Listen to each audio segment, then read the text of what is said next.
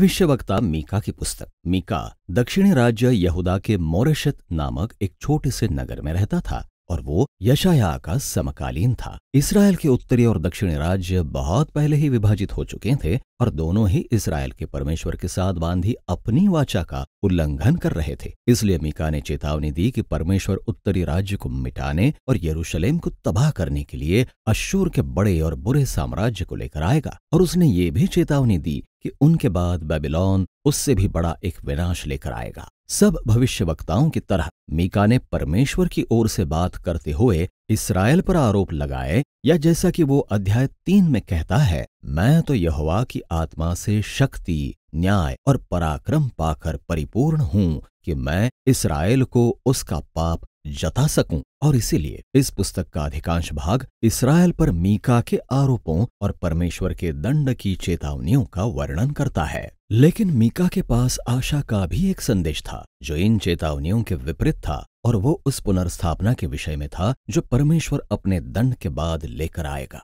यदि आप हमारे साथ इस पुस्तक की गहराई में चलेंगे तो देखेंगे कि ये कैसे काम करता है। पुस्तक के पहले 2 खंडों में इसराइल तथा उसके अगुओं के विरुद्ध मीका के आरोपों और चेतावनियों को विकसित किया गया है। पहला भाग इसराइल पर परमेश्वर के प्रकट होने के काव्यात्मक विवरण के साथ शुरू होता है, ठीक वैसे ही जैसे उसने सिनै पर्वत पर किया था, जहां आग, धुआं और भूकंप थे। लेकिन इस बार वो वाचा बांधने नहीं आया है। वो तो इसराइल के लगभग 500 वर्षों के विद्रोह के कारण उसे दंड देने आया है। मीका इसराइल के उन सभी नगरों और शहरों के नाम बताता है जो इस विद्रोह के अपराधी हैं। परमेश्वर उनके लिए आ रहा है, लेकिन क्यों? मीका इसराइल के अगुओं के साथ झगड़ा करता है। वो कहता है कि वे चोरी और लालच के द्वारा धनी हो गए हैं। वो पहले राजाओं के अध्याय 21 में आहाब द्वारा नाबोत की पारिवारिक दाख की बारी चुराने की कहानी की ओर संकेत करता है। लेकिन ऐसा इसलिए भी है क्योंकि इसराइल के भविष्यवक्ता भ्रष्ट हैं।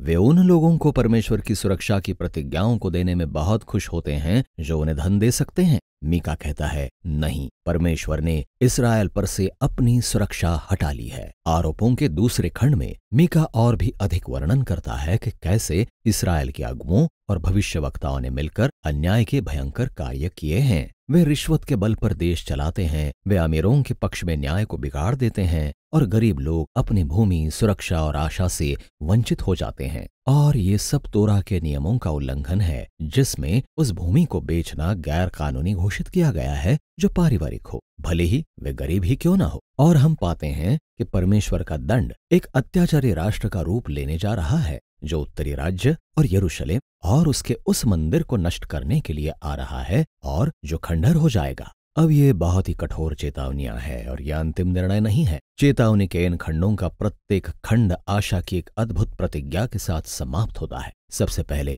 इस विषय में एक कविता है कि परमेश्वर कैसे एक चरवाहे की तरह है जो अपने झुंड को बचाने और फिर से इकट्ठा करने जा रहा है, और वो झुंड उसके बचे हुए लोग हैं, और वो उन सबको अच्छे चारागाह की ओर वापस लेकर आएगा और एक बार फिर उनका राजा बनेगा। चेतावनी के दूसरे खंड की समाप्ति यरूशलेम के नष्ट हुए इस मंदिर के चित्रण के द्वारा होती है, और मीका कहता है कि ये स्थायी नहीं होगा। एक दिन परमेश्वर अपने मंदिर पर आनंदित होगा, वो उसे अपनी उपस्थिति से और नगर को अपने बचे हुए लोगों से भर देगा। इस प्रकार परमेश्वर का उद्देश्य इसराइल को स्वर्ग और पृथ्वी के मिलने का स्थान बनाना है, ताकि सब जातियां यरूशलेम को आए, जहां परमेश्वर सब जातियों का राजा बनेगा और पृथ्वी पर शांति स्थापित करेगा। अब अंत में आशा की ये 2 कविताएं आती हैं और वे बहुत सामर्थी हैं, और पुस्तक का अगला खंड असल में उन्हें उन कविताओं की एक सुंदर रूप से तैयार की गई श्रृंखला में विकसित करता है जो पूरी तरह से इसराइल और जातियों की आशा के विषय में है।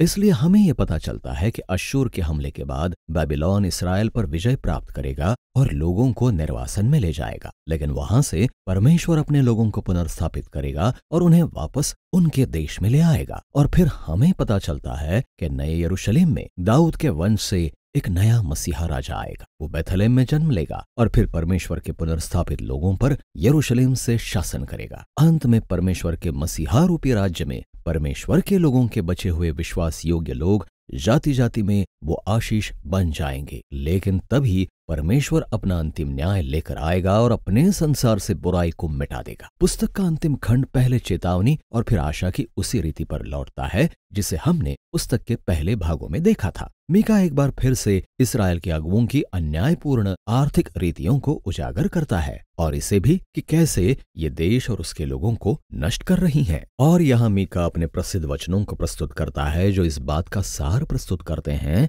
कि इस्राएल के लिए अपने परमेश्वर का अनुसरण करने का अर्थ क्या है। हे मनुष्य, वो तुझे बता चुका है कि अच्छा क्या है और यहोवा तुझसे इसे छोड़ और क्या चाहता है कि तू न्याय से काम करे और कृपा से प्रीति रखें और अपने परमेश्वर के साथ नम्रता से चलें। ये वे बातें हैं जो इस्राएल नहीं कर रहा है और इस कारण वे नष्ट हो जाएंगे। लेकिन फिर भी पुस्तक आशा की एक और शक्तिशाली टिप्पणी के साथ समाप्त होती है। इस्राएल को एक व्यक्ति के रूप में दर्शाया जाता है जो शर्मिंदगी और पराजय के कारण अकेले बैठा है। ये इस्राएल के विनाश और निर्वासन की स्पष्ट तस्वीर है और ये व्यक्ति परमेश्वर की दया की आस लगाए हुए है और वो परमेश्वर से विनती करता है कि वो उसकी सुने और उसे क्षमा करे। लेकिन क्यों परमेश्वर इन विश्वासहीन और विद्रोही लोगों की क्यों सुने और उन्हें क्षमा करें? कवि यहाँ दो कारण देता है। वो कहता है कि पहला कारण परमेश्वर का चरित्र है। तेरे जैसा परमेश्वर कौन है जो अधर्म को क्षमा करता है और विद्रोह को माफ कर देता है? वो जानता है कि परमेश्वर की दया उसके क्रोध या उसके दंड से अधिक शक्तिशाली है। और दूसरा कारण परमेश्वर की प्रतिज्ञाएं हैं। वो कहता है कि तू याकूब के प्रति सच्चा रहेगा और अब्राहम के प्रति वाचाई प्रेम दिखाएगा, जैसी कि तूने प्राचीन काल से शपथ खाई है। अब ये पुस्तक के अंतिम शब्द हैं। वे उत्पत्ति की पुस्तक में अब्राहम और उसके परिवार से की गई परमेश्वर की वाचाई प्रतिज्ञाओं का एक संकेत हैं कि सब जातियां अब्राहम के परिवार के द्वारा आशीष पाएंगी। लेकिन जातियों के लिए आशीष बनने हेतु पहले इस्राएल को परमेश्वर के प्रति विश्वास योग्य होना जरूरी है। और इस प्रकार ये मीका की पुस्तक में बारी बारी से दंड और आशा के विवरण को स्पष्ट करता है। यदि परमेश्वर इस्राएल के द्वारा सब जातियों को आशीष देने जा रहा है तो ये जरूरी है कि वो अपने लोगों के बीच बुराई का सामना करें और उसे दंड दे। लेकिन उसका दंड आशा की ओर अगुवाई करता है, क्योंकि परमेश्वर का वाचाई प्रेम और उसकी प्रतिज्ञाएं मानवीय बुराई से अधिक शक्तिशाली हैं और परमेश्वर का परम उद्देश्य नष्ट करना नहीं बल्कि बचाना और छुड़ाना है। या जैसे कि इस पुस्तक की अंतिम पंक्तियों में लिखा है, परमेश्वर वाचाई प्रेम में आनंदित होता है, इसलिए वो फिर हम पर करुणा करेगा और हमारे अधर्म के कामों को लताड़ डालेगा। वो हमारे सब पापों को गहरे समुद्र में डाल देगा। और मीका की पुस्तक इसी विषय में है।